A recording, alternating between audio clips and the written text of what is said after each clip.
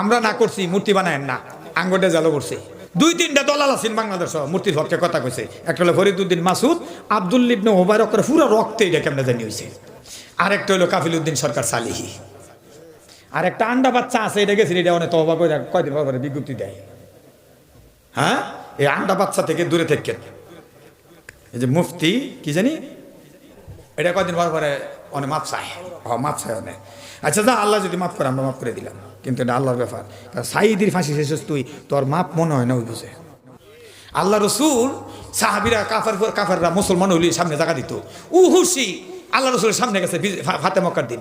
আল্লাহ তাআলা রসুল কয়, উহুসি তুমি আমার পিছন দায়ী, তুমি মুসলমান হিসেবে বাধা দিতাম না, কিন্তু তুমি আমার সামনে আইসো না। কয় কেন?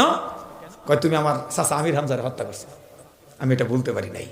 সুতরাং সাইদের ফাঁসি যারা চাইছে তারা তওবা করলো, তাদেরকে সামনে দেখলে আমাদের খারাপ লাগে, চোখ দিয়ে পানি আসে।